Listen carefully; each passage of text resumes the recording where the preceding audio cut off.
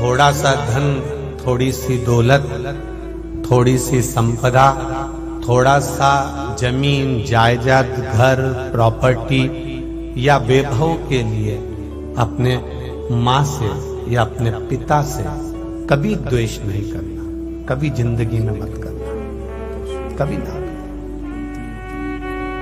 धन, संपदा, सत्ता, वैभव सब यहीं छूट जाए।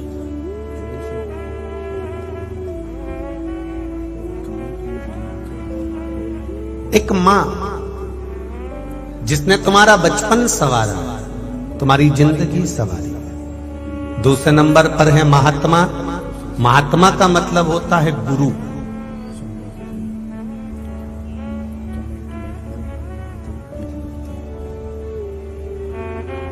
जो कभी तुमसे मिला भी नहीं ना, तो भी कभी तुम्हारी जिंदगी के लिए बुरा ना सोचे। महात्मा का मतलब यह नहीं होता कि केवल एक कोई वस्त्र धारण कर लिए है, कोई वस्त्र पहन लिए या तिलक लगा लिया या अपन ने कोई आसन ग्रहण कर लिया। महात्मा का मतलब वो नहीं है। महात्मा का मतलब होता है जिसकी आत्मा के अंतर्गत कभी कपट आया ही नहीं।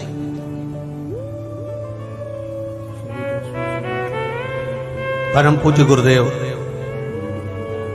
महंत श्री रामशरण दास जी महाराज, श्री राम मंदिर कंजरी, जब हम पहले दिन कंजरी में आए तो हालोल में जिग्नेश भाई के यहाँ जब हम रुके तो आदरणीय गुरुजी से मिलना हुआ। मिलने के बाद में हम राम मंदिर गए तो राम मंदिर पर बैठे, चर्चा चल रही थी। उस समय आदरणीय विधायक जी परमार जी भी वहीं पर थे, तो बात चल रही थी। तो उसमें एक बड़ी विचित्र बात राम जानकी मंदिर की हमको ज्ञात हुई कि महाराज परम पूज्य गुरुदेव महंत श्री रामशरण दास जी महाराज का भाव बता रहे थे। तो कह रहे थे, गुरुजी आपके गुरु जो हुए हैं वो गुरु और उनके भी जो गुरु हुए हैं, उन्होंने इस मंदिर का एक नियम बनाकर रखा है कि किसी के दरवाजे पर जाकर हाथ नहीं फैलाना। राम जी महाराज खुद खींचकर बुलाएगा और अपना काम करा लेगा स्वयं।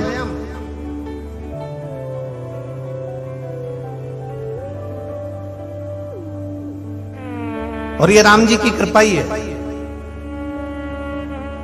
मुझे विश्वास अभी भी नहीं हो रहा कि कंजरी में शिव महापुराण की कथा हो रही है। सीधी बात है महाराज जी, ये राम जी की कृपा है। राम जी ने खींचकर इन बच्चियों को बुलाया, राम जी ने कथा करवाई, गुरु जी का सानिध्य प्राप्त हुआ। और माघ महीने में इतने सारे संतों का दर्शन हो जाना ये असंभव है महाराज। ये तो सब शिव की कृपा है, उनकी उदारता, उनकी करुणा है जो हमको दर्शन करा वो रहा, करने वाला भी।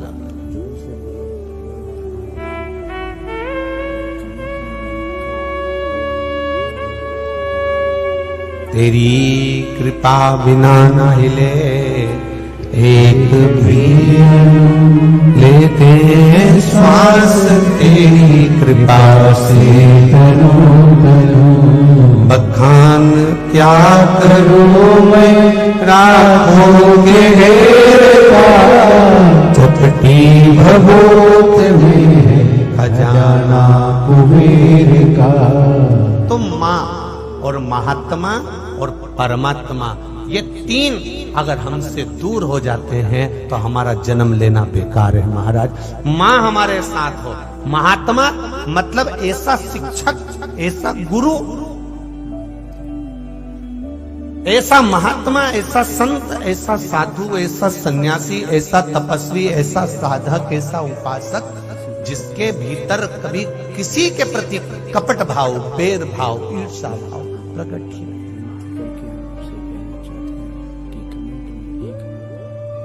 महात्मा का सबसे बड़ा लक्षण है महाराज, भीतर से किसी के प्रति भेदभाव।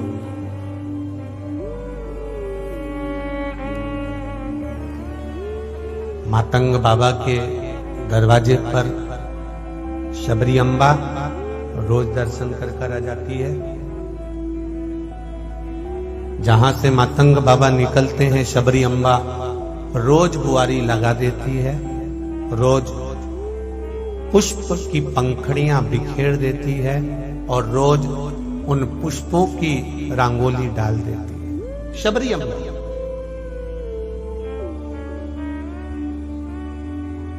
कई लोगों ने पूछा शबरी से कि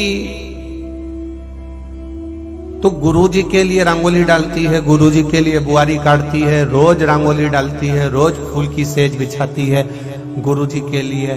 तो शबरी अम्बा ने कहा कि गुरु अगर ये मार्ग सुलभ कर देंगे, अगर गुरु इस मार्ग से निकल जाएंगे तो ये निश्चित है एक दिन मेरा राम भी इसी मार्ग से निकल कर जाएगा, मेरा राम भी इसी मार्ग से निकल कर जाएगा।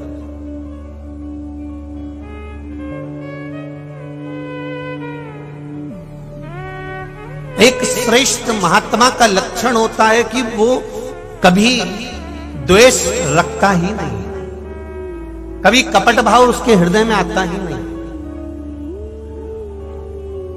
उसकी चित्त वृत्ति में कभी कोई गलत भाव प्रकट ही नहीं होता।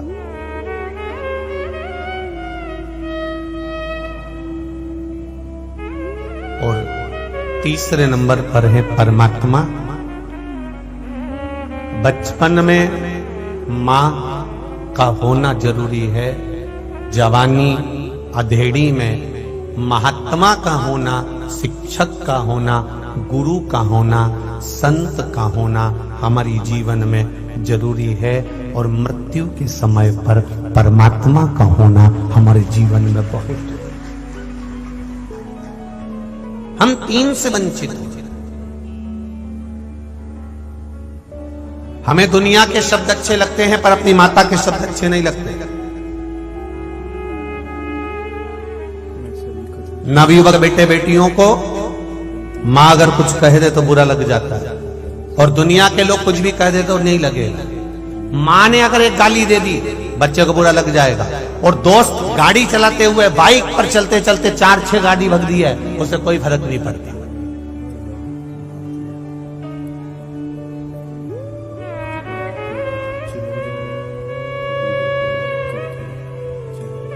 कह दिया ना माने, ठीक है। अब शब्द कह दिया ना माने, ठीक है। हो सकता है हमारी मां हमारे लिए हमारी जिंदगी को संवार रही।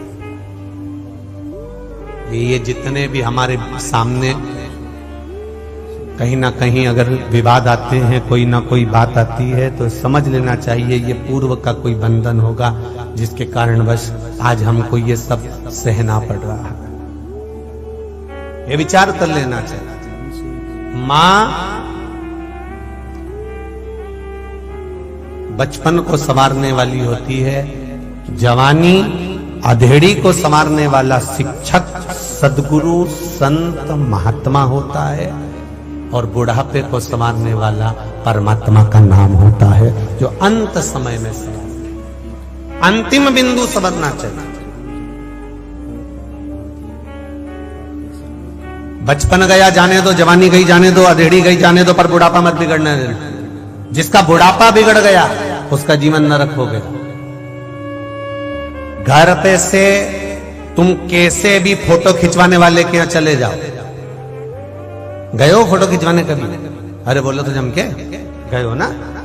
घर से कैसे भी जाओ तुम फोटो खिंचवाने वाले के यहां, चाहे तुम तैयार होके चले जाओ, जूड़ा बांध के चले जाओ, साड़ी वाड़ी पटली मटली सब लगा लोगों के बढ़िया तैयार मैयार होके 1 घंटे तक पेंसिल से लाइन खींच के और डब्बा भर के और नैनों को नीला पीला करके कत्थाई करके और 2 घंटे तक धागे से निपटा के तुम भले तुम तैयार होकर कितने भी फोटो वाले के चले जाओ, पर फोटो वाला जब फोटो खींचता है ना तो तुमसे कितने भी तुम तैयार हो जाओ, कितने भी तुम श्रृंगार कर लो, उसके बाद भी फोटो वाला तुमसे खटका दबाने से पहले कहता है स्माइल प्लीज। अब देखो तुम कितने चतुर हो, हमने कहा ना गुजरात में थोड़ी बहुत कथा तो नीवी बातों के चल जाएगा, सब समझ जाते हैं। वो इस्माइल प्लीज कर,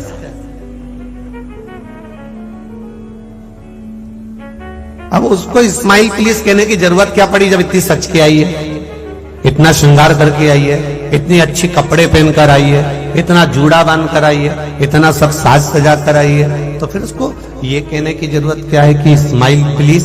क्योंकि उसको मालूम है ये सब जितना श्रृंगार करा है, जितना कपड़े पहने हैं, ये किसी काम का नहीं। अगर तुम्हारे चेहरे पर इस्माइल नहीं है तो वो किसी काम का नहीं, किसी काम का। मुस्कुराहट, हंसी, चेहरे पर प्रसन्नता, ये परमात्मा ने केवल मनुष्य को दी है, केवल परमात्मा ने मनुष्य को दी। इसके सिवाय, मनुष्य के सिवाय परमात्मा ने स्माइल, प्रसन्नता, मुस्कुराहट, हंसी किसी को नहीं, किसी को। और जितने प्रसन्न हो सकते हो, जितनी प्रसन्नता का जीवन तुम जी सकते हो, जितने आनंद का जीवन तुम जी सकते हो, जितने आनंद से तुम अपने जीवन को जी सकते हो, उतने महाराज तेरी कृपा बिना न हिले एक भी लेते हैं श्वास, तेरी कृपा से तनु तनु। बखान क्या करूं मैं रातों ढेर का, चपटी बबोत है खजाना कुबेर का।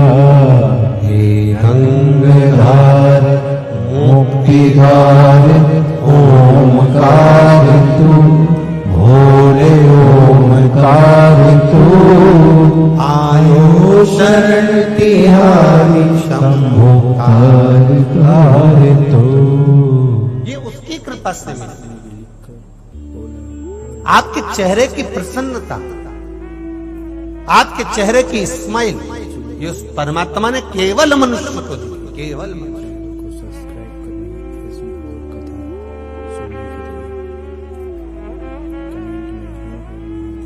किसी ने बहुत अच्छा कहा है महाराज,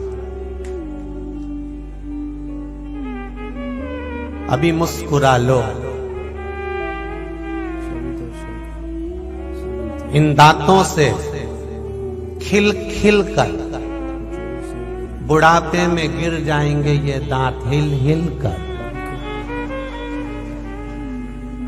अभी मिला है तो मुस्कुरा,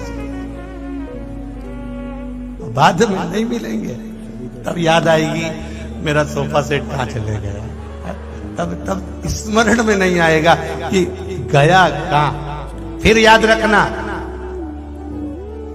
पढ़ते समय चश्मे की याद आती है, खाते समय दांत की याद आती है, और मरते समय राम की याद आती है। तब याद आती है, पढ़ने बैठोगे तब याद आएगा मेरा चश्मा तो कथा में छूट गया, मेरा चश्मा तो घर रह गया, मेरा चश्मा तो वहां रह गया।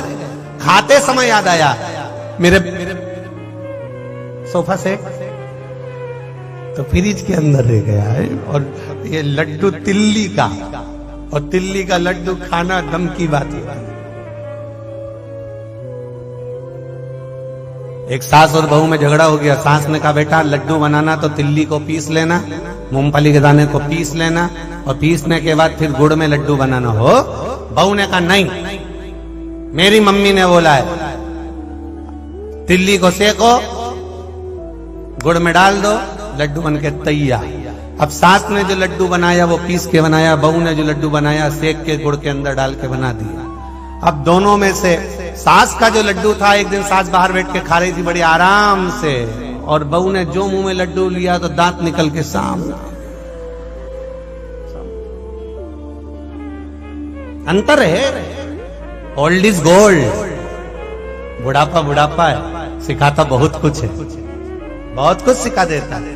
तो यहाँ शिव पुराण कह रही है, भगवान शंकर की कथा कर रही है। ये प्रसन्नता, ये आनंदता, ये हृदय का आनंदता, ये चित्त की आनंदता, ये परमात्मा ने केवल मनुष्य को। तो मां, महात्मा और तीसरे नंबर पर है परमात्मा। ये तीन का साथ अगर हमारे जीवन में मिला हुआ है तो हमारा मनुष्य का जीवन लेना सार्थक हो गया, हमारा जीवन सार्थक हो गया। मां बचपन को संवारेगी, महात्मा शिक्षक सदगुरु हमारे जवानी और अधेड़ी को संवारेंगे, और परमात्मा अंत बिंदु को, अंत समय को संवार लेता है।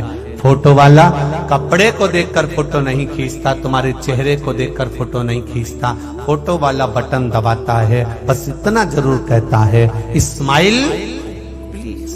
क्यों कहता है कि तुम थोड़ा सा मुस्कुरा दोगे तो ये फोटो अच्छा आ जाएगा, अच्छा आ जाएगा तो तुम दूसरे को दिखा सकते हो। और मालूम पड़े उसने कहा स्माइल प्लीज, और तुम एकदम धापो की बाई की तरह बैठ गए या गुस्से में लाल होकर बैठ गए, फोटो बिगड़ गया, फोटो बिगड़ गया, तुम किसी को नहीं दिखा पाओगे। उसी तरह जैसे फोटो वाला बस बटन दबा रहा है, एक क्षण लगती है बटन दबने में, कितनी देर, एक क्षण बटन दबी, फोटो खिंच गया। उसी तरह मरने में भी बस बटन दबेगी, उतनी देर में बस ये बटन कई खेल है कि फोटो वाला कहेगा स्माइल प्लीज, तुम मुस्कुराए, बटन दबी, फोटो खिंच गया, फोटो खिंच गया, अच्छा आया, सबको दिखाया। और मरते समय वो परमात्मा भी कहेगा, जिस महात्मा की शरणागति में तुम बैठे हो, जिस माँ के पास में तुम बैठे हो, उसने तुम्हें सिखा दिया कि मरते समय राम कह लेना, कृष्ण कह लेना, शिव कह लेना, भगवान का नाम ले लेना। क्यों? वो बटन दबाने वाला फोटो खींचने के लिए तैयार होगा, पलंग पर पड़े होगे, वेंटिलेटर पर पड़े होगे, आईसीयू में पड़े होगे, या कहीं किसी भी तरह से तुम्हारे प्राण छूट रहे होंगे, अंतिम बिंदु चल रहा होगा, कैमरा लेकर मेरा महादेव खड़ा होगा, बटन दबाएगा, उस समय पर बस तुम्हें स्माइल देना है। स्माइल से मतलब है राम कहना है, कृष्ण कहना है, शिव कहना है, और अपना फोटो सुधार लेना है, मतलब अपना जन्म सुधार लेना है। फिर वापिस जन्म नहीं होगा, पुनरपि जननम पुनरपि मरणम के प्रपंच से हम छूट जाएंगे, फिर केवल हमारा कोई जन्म नहीं, फिर हम परमात्मा की शरणागति में पहुंच जाएंगे। सुधारो अपने आप।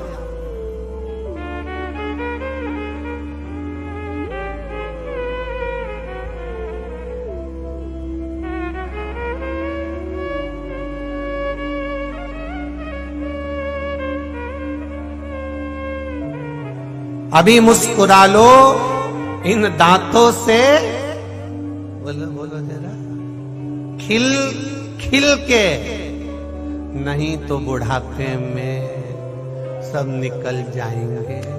खिल खिल बचा के सब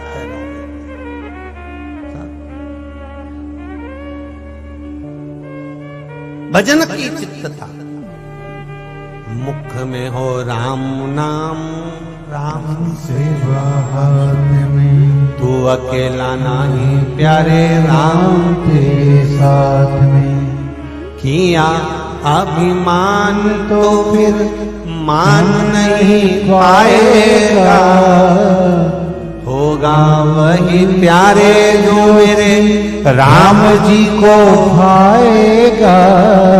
फल आशा त्याग शुभ काम करते रही, जाएंगे राधे राम ताही विधि रही।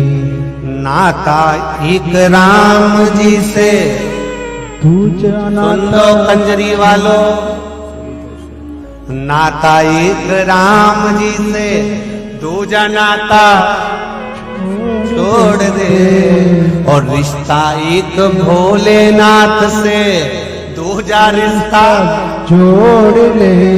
साधु संगे राम रंग अंग अंग और जाई विधि राखे राम ताही विधि रही। महाराज भजन चित्त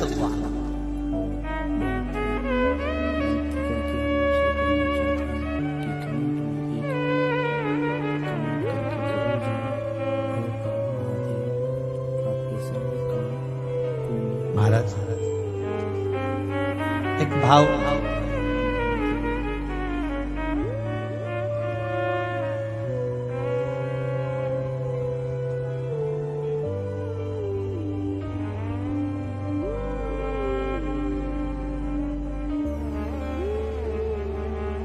परमात्मा का जब तक दर्शन ना हो, आप में से कई लोग ऐसे होंगे जो शिव महापुराण की कथा जब तक सुनते नहीं है तब तक उनका दिल लगता नहीं। कई बैठे होंगे ऐसे। आस्था चैनल पर भी जितने लोग सुन रहे हैं, जितने लोग मोबाइल पर, फेसबुक, यूट्यूब पर श्रवण कर रहे हैं, उनके भी चित्तवृत्ति में यह होगा, जब तक वो थोड़ी देर की कथा ना सुन ले, जब तक वो थोड़ा स्मरण ना कर ले, तब तक उनका मन नहीं भराता। मैं 5 मिनट सुनूं पर सुन।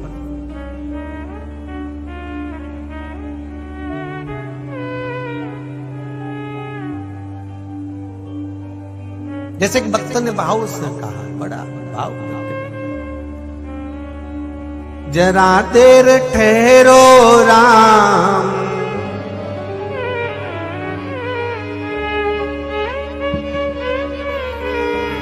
तमन्ना यही है, अभी हमने जी भर के देखा नहीं है, अभी हमने जी भर के देखा नहीं है। जरा देर ठहरो राम, हो जरा देर ठहरो राम, तमन्ना यही है, अभी हमने जी भर के देखा नहीं है, अभी हमने जी भर के देखा नहीं है।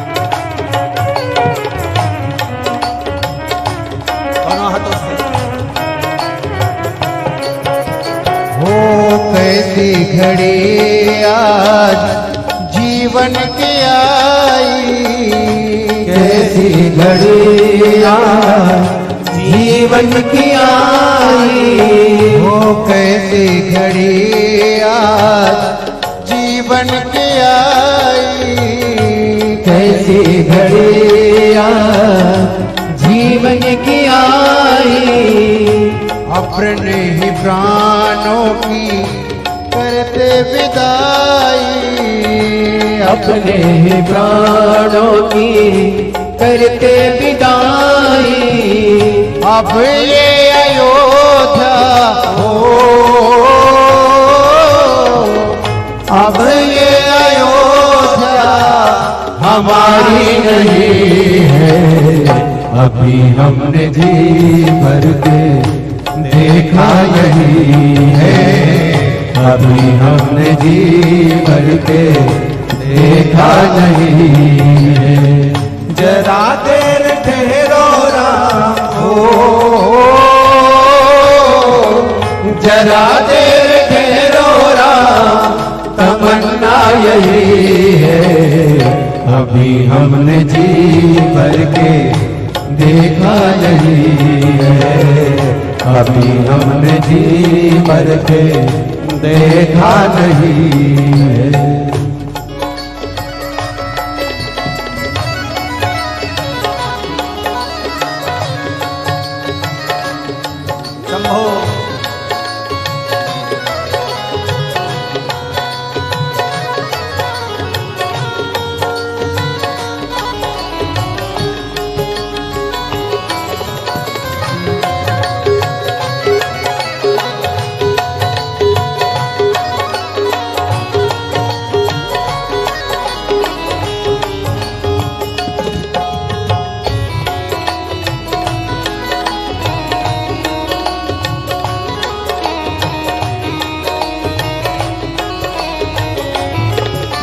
जय हो, जय हो।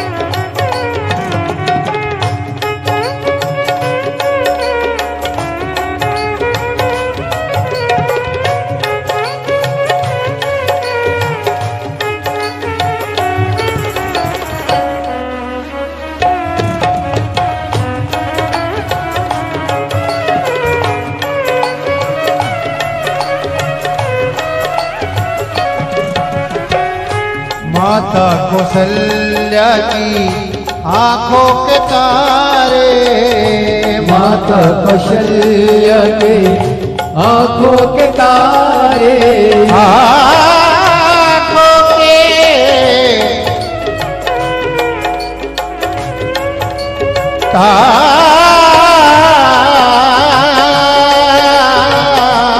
तारे, माता कौशल्या की आंखों के तारे, माता कौशल्या की आंखों के तारे। दशरथ जी के हो राज दुलारे, दशरथ जी के हो राज दुलारे। कभी ये अयोध्या को हो, कभी ये अयोध्या को भूलना नहीं है। अभी हमने जी भर के देखा यही है। अभी हमने जी भर के देखा यही है। जरा देर ठहरो राम हो, जरा देर ठहरो राम, तमन्ना यही है।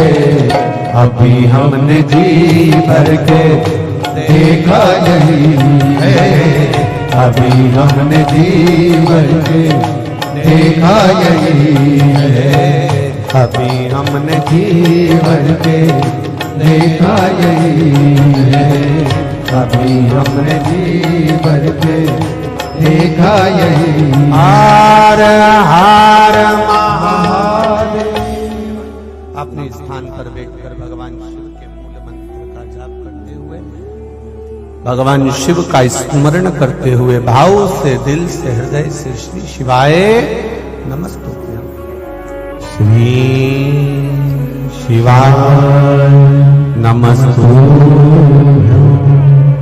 श्री शिवाय नमस्तुभ्यं श्री शिवाय नमस्तुभ्यं श्री शिवाय नमस्तुभ्यं श्री शिवाय नमस्तुभ्यं भोला सब दुख काटो मारा, ओ भोला सब दुख काटो मारा।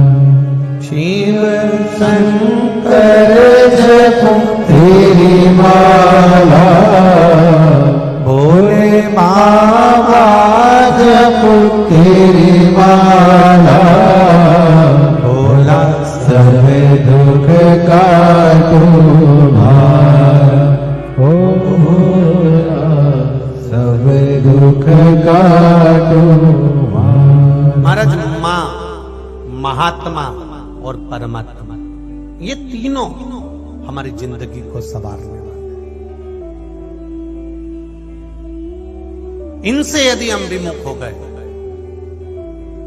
अगर हम इनसे विमुख हो गए, इनसे हमने दूरी बना ली, इनसे हम विमुख हो जाते हैं, इनसे हम दूरी बना लेते हैं, तो वो श्रेष्ठता नहीं है। मां बचपन को संवार देगी, जवानी अधेड़ी को महात्मा गुरु शिक्षक संवार देंगे, और अंत अवस्था में भगवान का नाम हमको संवार देगा। फिर जन्म मरण के प्रपंच से छुड़ा था।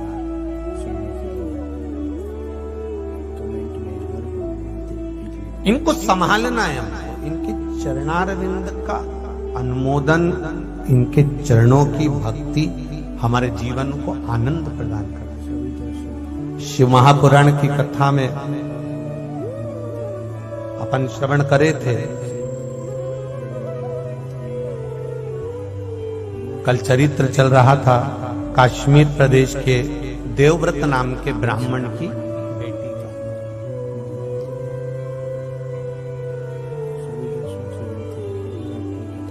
कौन सा जन्म मिला उसको?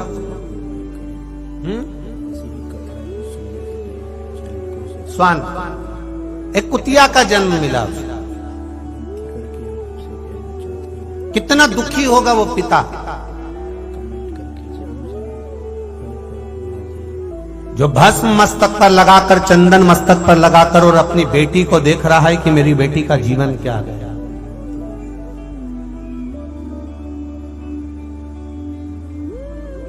बहुत मेरा पहले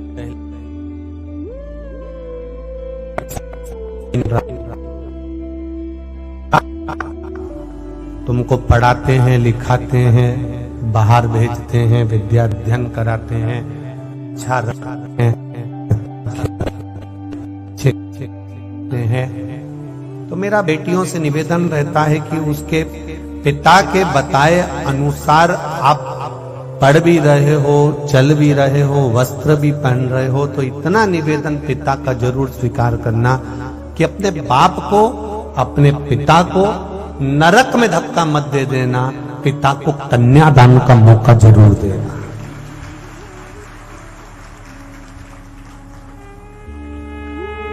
अपने पिता को कन्यादान का मौका दो। देवव्रत ब्राह्मण की कथा कह रही है कि बेटी गलत जगह चली गई,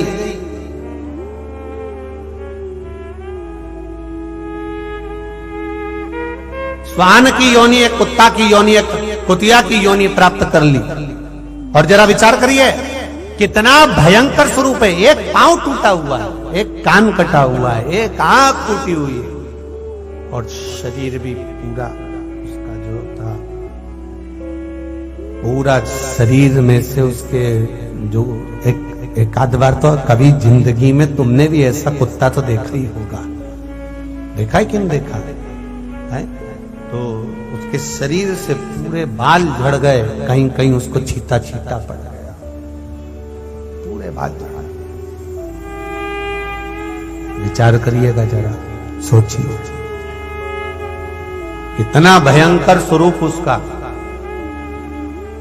बाप का मन नहीं दुखेगा, पिता का मन नहीं दुखेगा, पिता का हृदय नहीं रोएगा,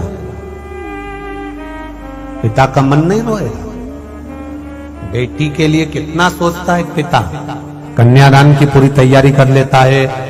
बेटी का जन्म होता है तो थोड़ा पैसा जोड़ना चालू कर देता है, रखना चालू कर देता है, साड़ियां रखता है, रकम बनवाता है, सामान रखवाता है, पूरा सामान जोड़ जोड़ के पिता रखता है, संभाल के। और वो बेटी जिसको, पिता को जिस बेटी पर नाज था, पिता को जिस बेटी पर नाक था कि मेरी बेटी है, मेरी बेटी, इसका शादी ऐसी करूंगा, ऐसा विवाह करूंगा, ऐसा करूंगा, वैसा करूंगा, और वही बेटी अगर किसी आड़े टेढ़े के साथ में चली जाए, दूसरे धर्म में चली जाए, सनातन धर्म को छोड़कर दूसरे धर्म में प्रवेश कर जाए और विवाह कर ले किसी दूसरे धर्म के लड़के से, तो विचार करना उस पिता को कितना रोना पड़ता होगा जिसने इतनी तमन्ना, इतनी इच्छाएं जागृत करके रखी होगी। उस पिता को कितना सोचना पड़ता होगा। विचार करिए जरा कर, अपने मन में, अपनी चित्त में, अपनी बुद्धि में ये विचार लाइएगा, कितना रोना पड़ता। देवव्रत ने तो केवल देखा है बेटी का जीवन कि मेरी बेटी कुतिया की योनि पा गई, स्वान की योनि पा गई, उसका शरीर ऐसा हो गया, उसका पांव टूट गया, उसकी आंख चली गई, उसका कान कट गया और उसका पूरा शरीर बेकार होकर पड़ा हुआ नाली के पास पड़ी हुई है। वो बेटी को देखा तो कितना दुख हुआ, कितना दुख। जिस बेटी को गोदी में पाला पोसा बड़ा करा, अच्छे एजुकेशन दी, अच्छा कॉलेज दिया, अच्छा स्कूल दिया, अच्छी ट्यूशन, अच्छी कोचिंग दी, अच्छे कपड़े दिए, अच्छा वैभव दिया, और वो बेटी किसी ऐसे वैसे के साथ में, कहीं गाड़ी सुधारने वाले के साथ में, कहीं किसी के साथ में, कहीं किसी दूसरे धर्म में चली जाए, जो कभी किसी गंदे भोजन को हाथ नहीं लगाती थी, उसको वो गंदा भोजन बनाना पड़ जाए।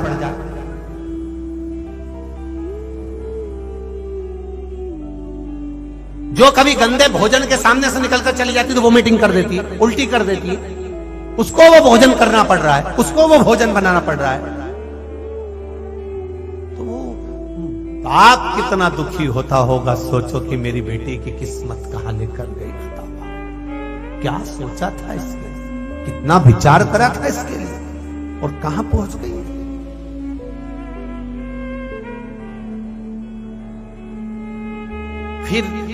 फिर से कहूंगा एक बात,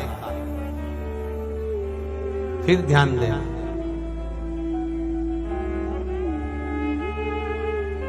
वक्ता और वक्त दोनों समझाते हैं।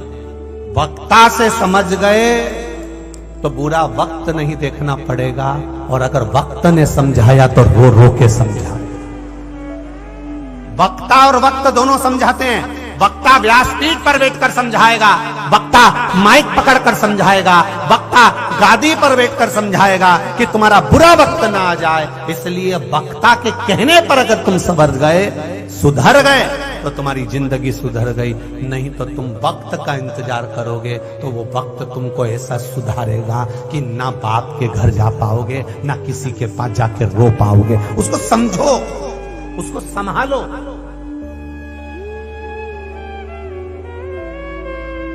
विचार करिए जरा अपने विचार उसका।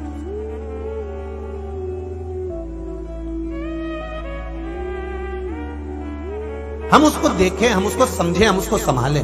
हमारे चित्त को, हमारी वृत्ति को, हमारे मन को हम केंद्रित करें इस बात के लिए कि देवव्रत ब्राह्मण है, काशी प्रदेश में रहता है, अपनी बेटी का चरित्र देखना था। भगवान शंकर का उसने भजन किया, तब करा कि मुझे अपनी बेटी का जीवन देखना है। जो बेटी को मैंने कन्यादान करा था, कन्यादान करने के बाद भी वो नहीं सुधरी, उसका जीवन नहीं सुधरा। मैंने बहुत समझाया, उसको बहुत समझाया, पर संभरने कोई तैयार नहीं, सुधरने कोई तैयार नहीं। तो मैं करूं क्या? वो सुधर ही नहीं रही, तो मैं क्या करूं?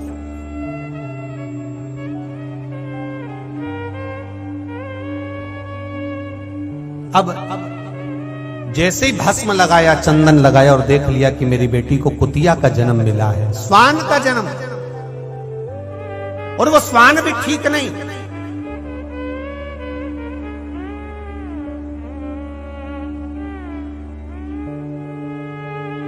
जो व्यक्ति पाप कर्म में डूबा रहता है, डूबा रहता है, डूबा रहता है, बहुत पाप करे, वो पाप करने वाले से भी निवेदन है कि भगवान से एक प्रार्थना जरूर करना। और आप भी सुन लो रे कंजरी वालों जरा अच्छे से, और हालोल वालों, और जितनी मेरी जीजी ऑन बैठी और जितने मेरे जीजा ऑन बैठे, सब अच्छे से समझ लो। भगवान से कहना पाप कर्म करा, झूठ बोला, कपट करा, बेईमानी करी, छल करा, प्रपंच करा, सब कुछ करा हमने जिंदगी में, हमने करा, पर भगवान से कहना मैं पापी हूं, मैंने पाप करा है, पर इतना निवेदन मेरा स्वीकार करना, अगर मुझे कुत्ता का भी जन्म दे तो किसी ऐसी वैसी जगह मत देना, मुझे गोवर्धन नाथ जी के चरणों में ब्रजमंडल में कुत्ता बनाकर भेज देना। कारण पूरी दुनिया के जितने कुत्ता हैं ये किसी का डंडा खाते हैं, सूखी रोटी खाते हैं, घात खाते हैं, लात खाते हैं, पीटे जाते हैं, पर ब्रजमंडल का जो कुत्ता होता है गोवर्धन नाथ जी के चरणों का, वो भी गिरिराज जी का चढ़ा हुआ दूध पी के सहसा बनता है। मुझे बनाना तो उसके चरणों का कुत्ता बना देना, जहां मैं उसके चरणारविंद का दूध पीऊंगा, चाटूंगा, तो मेरी जिंदगी संवर जाएगी। बस उतना भी बहुत है मुझे, उतना भी बहुत।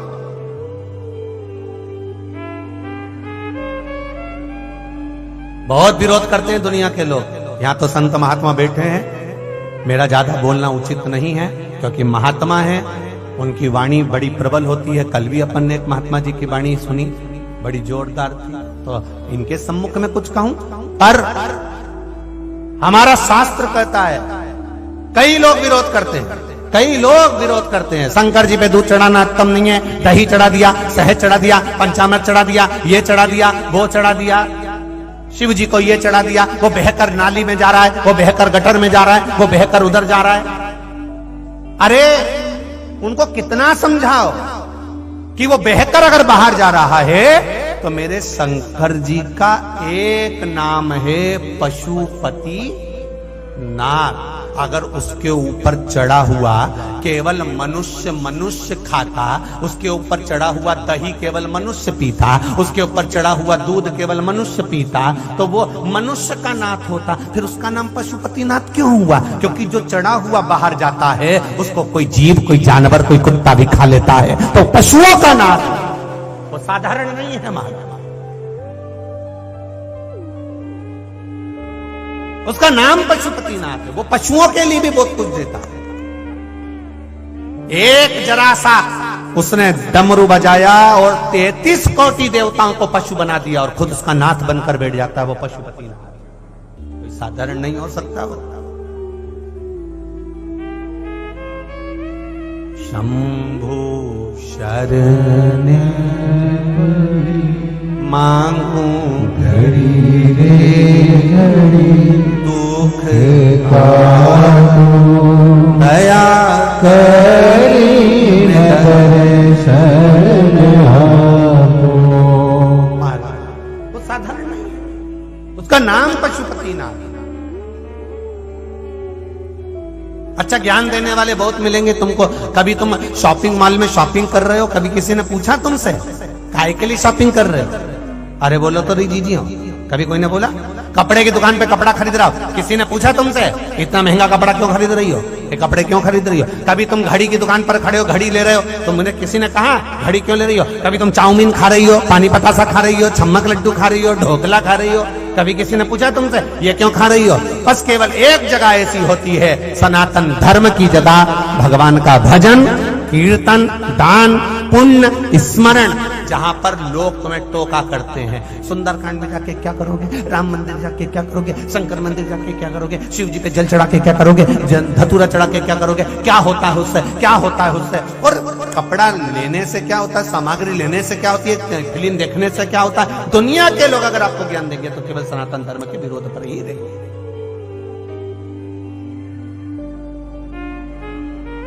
समझाए देवव्रत के नेत्रों में जल भरा, मेरी बेटी का जीवन कैसा, मेरी बेटी को मैं कैसे संभालूं, मेरी बेटी के लिए मैं क्या करूं। शंकर भगवान की आराधना करने के लिए देवव्रत वापिस बैठ गया। अब आराधना किस लिए कर रहा है कि मेरी बेटी का जीवन संभल। अब इसकी ये स्वान की योनि, उसकी कुत्ता की योनि छूट जा। भगवान से कहना अगर हमने पाप ज्यादा करा हो तो हमें कहीं इधर उधर मत भेज देना दादा, हमको तुम तो कहां भेज देना। बोलो बोलो जम के, या तो गोवर्धन नाथ जी के चरणों में भेज देना, केदारनाथ भेज देना, सोमनाथ भेज देना, मल्लिकार्जुन भेज देना, कहीं 12 ज्योतिर्लिंग में, कहीं विश्वनाथ, कहीं महाकालेश्वर, कहीं ऐसी जगह भेज देना जहां शिवजी पे दूध चढ़ेगा, बहकर बाहर आएगा। कोई दूध चढ़ाने वाला गिलास लेकर जा रहा है, लोटा लेकर जा रहा है, कलश लेके जा रहा है, उसका दूध नीचे गिर गया, उसमें से मैं पी लूंगा, बस भगवान के चरणों में रह लूंगा। अगर पाप भी ज्यादा करा है तो मुझे गिरिराज जी के चरणों का कुत्ता भी बना दोगे तो मेरा जीवन संवर जाएगा। बहुत उसके चरणों का दास भी बन गया तो मैं बहुत, मैं पढ़ा रहूंगा, पढ़ा। पर कोई कोई कुत्ता ऐसा होता है जो ब्रजमंडल तक भी नहीं पहुंच पाता, 12 ज्योतिर्लिंग तक भी नहीं पहुंच पाता। वो कहीं ना कहीं रोड पर, गांव में, खेड़े में सड़ता रहता है, उसका शरीर दुबला हो जाता है, उसकी हड्डियां दिखने लगती है, उसका पूरी खाल निकल जाती है, उसके पूरे रुए झड़ जाते हैं और विकलांग हो जाता है, पड़ा है, तड़प रहा है। जाने वाला व्यक्ति जब जब उसको देखता है तब तब उसको दया की, कितना बेचारा का कैसा हाल है, कैसा है वो, कैसा है वो, उसको समझो। उस नारी ने केवल एक गलती कर दी थी, देवव्रत ब्राह्मण की उस बेटी ने एक गलती कर दी थी कि एक शादीशुदा जिंदगी को नाश कर दिया था। पति पत्नी आराम से रह रहे थे, बच्चे आराम से रह रहे थे और ये उसमें बीच में कूद गई और उसके पति को इसने अपना बना लिया। अपना बनाया, पति उधर खर्चा ना कर कर इधर खर्च करने लगा, उठा उठा के धन देने लगा, वैभव देने लगा, धन देने लगा, गाड़ी दे दी, बंगला दे दिया, जायदाद दे दी, मोबाइल दिला दिया, हैंडसेट दिला दिया, दुनिया का सारा सामान उसको दिला दिया। अब उसने मनुष्य की देह में तो भोग कर लिया, मानव के शरीर में तो भोग कर लिया, खूब कटे हुए सेवफल का मोबाइल चलाया, खूब चलाया कटे हुए सेवफल का मोबाइल, क्या बोलते हैं उसको, हाँ समझ जा, बस तुम उत्ते में समझ जा, खूब चलाया। तगड़ी भी पहनी, आधा किलो चांदी की, पाँव में पायल पहनी चांदी की, क्योंकि वो दे रहा था। जिसने अपनी पत्नी को नहीं दिया तेरे को भर दिया, पूरा उठा उठा कर। बच्चे भूख से बिलबिला रहे हैं, बच्चे तड़प रहे हैं, पापा स्कूल में फीस जमा करना है, पापा ट्यूशन की फीस देना है, मेरे पास नहीं है, मम्मी से ले ले। और वो दूसरे के बच्चे के फीस भरने चल रहा है। वो कह रही है यहां बैठ जाओ, वहां बैठ गया, वहां बैठ जाओ, वहां बैठ गया। समझ लेना, जो नारी और जो पुरुष ऐसी स्थिति में रहता है तो उसको समझ लेना चाहिए कि तेरा क्या होगा रे कालिया। समझ, बस ये जो तुम्हें रोड पे खजियारा कुत्ता मिले ना, उसका फोटो खींच लेना और फोटो खींच के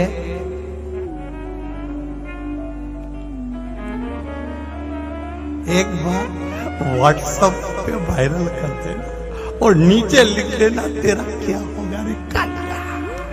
बस जिसने शिव पुराण सुनी होगी उसको ये, और मेरा निवेदन आपसे, ये कथा आपको थोड़ा ना थोड़ा, इस कथा को थोड़ी सी क्लिप काट कर जनमानस तक पहुंचना चाहिए। कई लोगों के घर बच जाएंगे, कई लोगों के घर सुधर जाएंगे। ये क्लिप जनमानस तक पहुंचना चाहिए। क्या होगा तेरा, ये कुत्ते का जन्म, कुत्ता भी बनता तो अच्छा बनता। कोई कोई कुत्ता इतना अच्छा रहता है कि 4 व्हीलर गाड़ी में घूमता है। बोलो रे कंजरी वालों, सही है। कोई कोई कुत्ते की किस्मत इतनी अच्छी रहती है कि घर का व्यक्ति अपने बच्चे को कभी छीछी नहीं कराता पर कुत्ते को कराता है। ये तो कुत्ते की किस्मत है।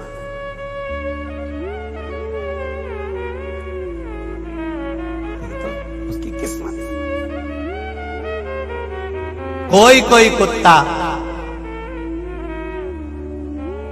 रोटी के साथ साथ ऐसा डब्बा आता है कुत्ते को खिलाने का, 700 रुपए का, 800 रुपए का, 900 रुपए का, और बिस्कुट भी आता है। कोई कोई कुत्ता इतना वीआईपी लेता है उसको वो मसाला भी मिलता है अलग से, चटनी, इतना वीआईपी। और कोई कोई कुत्ता ऐसा रहता है नाली के किनारे रोड पर, शरीर से खाल निकल गई, दुबरा हो गया, पूंछ के भी बाल सब चले गए, ऐसा दुबरा पतरा पांव टूट रहा है, शरीर में का। तो इसको पहचान के इसका फोटो खींच के फिर भेज देना कि जो अपनी पत्नी को और जो अपने पति को धोखा देता है उसका यही हाल होता है।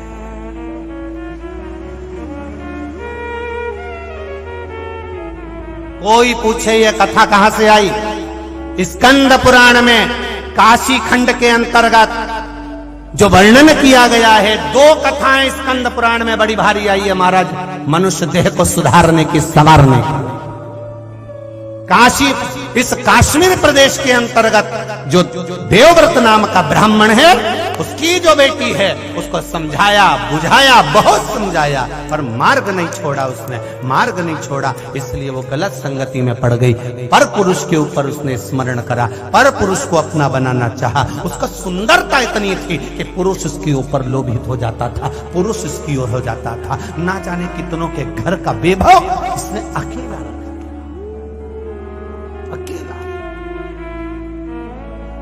दिला देगा वो तुमको, तुम्हारी सुंदरता